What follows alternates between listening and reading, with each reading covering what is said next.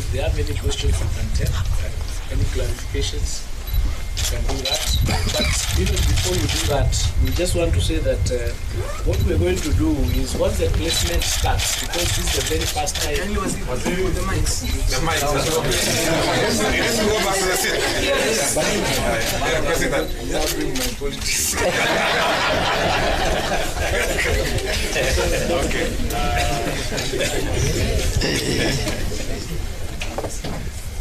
So as we take our seats, I also want to announce that NEC has its call center open.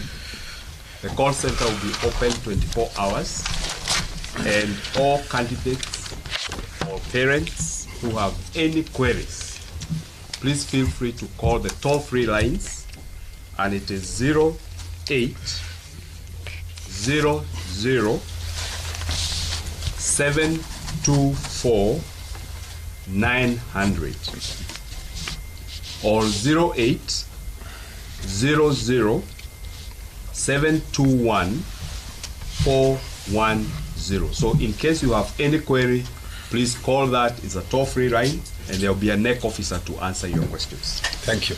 Just as part of housekeeping, Waziri, we are requesting that we ask Waziri 3 questions. And let us stick to the agenda of the day, which is release of Kajasaya 2025 examination. So I'm requesting that 3 different media stations listen, three persons, so that we don't have to repeat, so that we just ask questions, and let's be brief, kindly. So I was just saying before you ask the questions that because this is the very first time we are going to do this placement, once the portal opens and the process is being done, we'll keep it open so that if there are any questions, like we've indicated, any challenges that the students might come across or the parents, any parent or learner who might feel they've been placed in the wrong pathway or in the wrong school and wish to transfer or change, that space is available for the next 2 weeks, and even after they join in January, we will be able to keep it open so that we ensure that each and every question and every challenge is addressed, and each and every learner has been taken care of to their best interest and to their satisfaction. So we are here alive to the fact that this being the very first time, there could be hiccups here and there, but the teams that we've set up is available to attend to those challenges to the satisfaction of all the learners and their parents. Yes, please. My name is Emily Chebet from Citizen TV. The question I have is that this is the first time that we were interacting with this system. So are we expecting to see in the something like a transcript where the total marks, because remember now there's exceeding, meeting expectations and all those, will we have the percentages in their results indicating how they perform in terms of subjects? It is actually more than a result slip. It is a report that shows the learning areas and what you got in those areas, and showing you where your strengths are, where your weaknesses are, and what you can do to improve. And that is what has been going on from the assessment that has been going on from grade 1 all the way. For example, when they did primary KPSEA, that is the report, the comprehensive report that was given to the students, and another one given to the teachers, so that you are assisting the students as they are moving on, building on their strength and helping them achieve their best in the areas that they are studying. So it's going to be a comprehensive report. It's not just the formal result slip where you find maybe it's English is written a number. It's more comprehensive than that. It's a much better report that encompasses quite a number of issues. And also I know there was some issues when it comes to subject combination. Is there a way of revising? For example, if a student or a child is wants to do a certain course, but it's that particular subject combination that was bringing issues, and I know some parents raised it before. Is there a revision of subject combination as we head towards next year? A revision of subject combinations. That's what I was saying, that in the next 2 weeks, when we are doing these placements, we are placing them to schools and placing them on pathways. Should they have those challenges, then would work based on the report that we have done and see what support the students can get. The learner, this is a learner-based assessment. The learner takes the first place in whatever decision that we are going to make.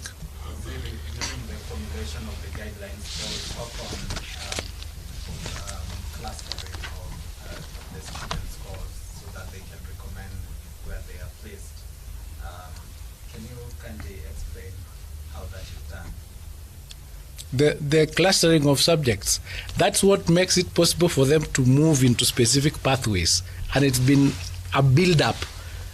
As I said, the KEPSEA, they have 20%, KJSEA, they have 20%, and the assessment that we've just done, 60%. So with that, it is possible to determine where is the strength of the child or the learner, so that the build-up helps them take what their competencies are and where their interests are. The difference between this system and all the other systems is this. Because we've been doing an assessment of the child and navigating through what they've been doing, you can't, for example, find a child who was doing so well in maths now ending up doing so badly. There could be now a question as what happened. Or where a child has not been doing too well, all of a sudden you find now this is an A student. So it helps to ensure that you are progressing in your area, and we remove those issues. That's why we have no issues of cheating, we have no issues of that, because you are built up. It's easy to determine where the competencies of this child is. 360. So that somebody, that's how you're able to say somebody just didn't come out and become all of a sudden an A student, and they have not been. So this building up means that your schooling adds value to your end results. Thank you, guys. Last question. Can you maybe point by point explain how a parent, what process they undergo to want to maybe change the placement of the student, and also with the KCPE, we had students who really felt they didn't do well and they want to repeat. In this case, do they have space to come back and do this assessment? I almost said I don't want to answer that question because you said in KCP. We really need to move our minds away from KCP, but I'll let the CEO explain that, because the challenge we're having also is the shift of the mindset. This thing started in 2017. By now we should be, weaning ourselves away from those, because it takes us back. We are really not able to see the importance and how good this system is. But he'll respond to that question. Thank you, CS. I think CS has already responded to you.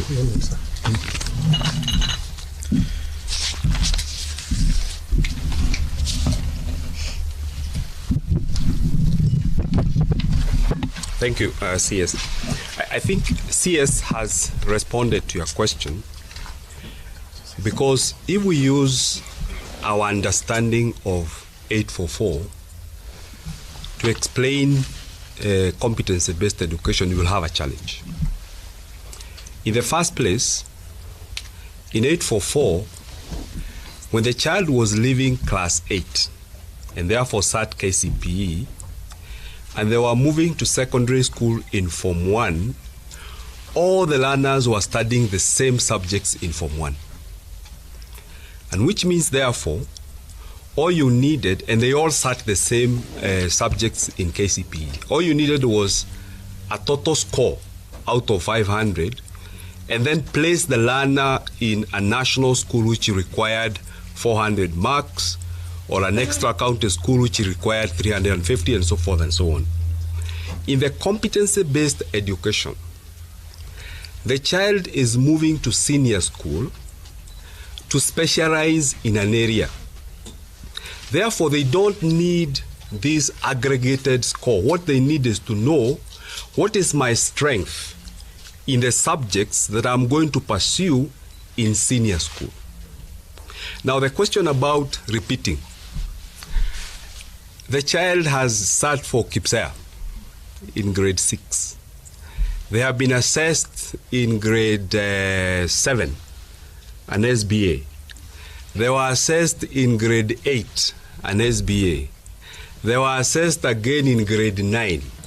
So I don't know why they would want to repeat when clearly there has been a track, a process of accumulating the ability of that child. And since the spirit of these reforms is to nurture every learner's potential, everyone has an opportunity in senior school to specialize in the area where they are good at. So I don't think it would be fair to keep the child again in grade 9, and yet they had already demonstrated their abilities for over a long period of time. That would be my response to that. CS. Thank you. And the PS has something to say. Maybe you can move on.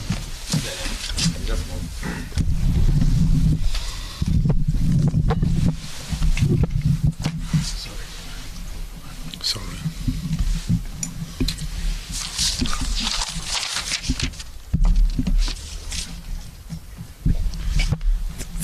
Thank you very much, Waziri, for that clarification. I needed to add a voice to the issue of placement, that as we may be aware, all the 1.13 students have been given an opportunity, starting from May this year, to select the 12 schools of choice. So selection has already been done.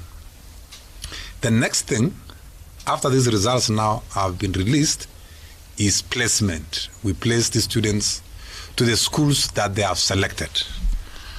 And for us to be able to place these students equitably, we have adopted the CRA formula of revenue allocation to be able to distribute as fairly as possible students from across all counties in all the 4 categories of schools. That is Cluster 1 schools, Cluster 2 schools, Cluster 3 schools, and Cluster 4 schools. So that formula, as you are aware, takes care of the population, the size, poverty, and such other components. So that is the formula we have adopted, so that we are as fair as possible, so that a child from northern Kenya can be able to access or get an opportunity, same as a child in maybe western, to join a school in Nairobi or any part of the country.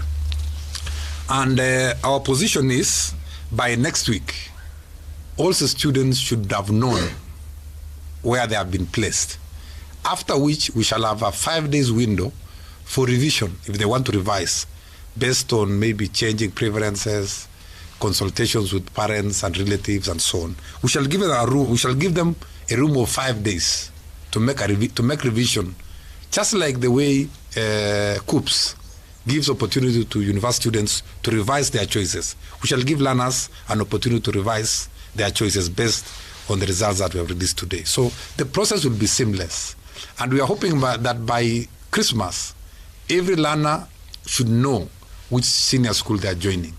And by 12th of January 2026, we expect all these learners to report to school. And our expectation is 100% transition. Every child will get an opportunity to move to the next level.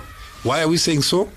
We have 1.1 million learners against 1.5 million declared positions in senior school. So we have 400,000 extra spaces in senior school. So we don't expect any problem at all in terms of 100% transition. Thank you, Wazir.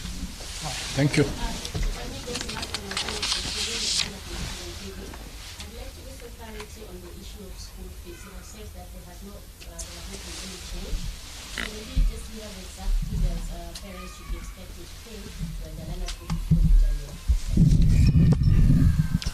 The short answer to that is the school fees remains the same as it has always been. We have not changed it. No, there is no change. There's, the Alliance High School is still Alliance High School, whether we call it Category 1 or a national school. The fact that we've changed the name doesn't change the fees. The fees remains the same. Thank you. Thank you, sir. With your permission, may I ask Ahmed Mtanga to say the final prayer as we depart? Bismillahirrahmanirrahim. Ya Allah, we thank you for the journey that we have walked from the inception of the CBE system, this grand transition that we have witnessed today. We are thankful for your grace that you have enabled us to witness this day.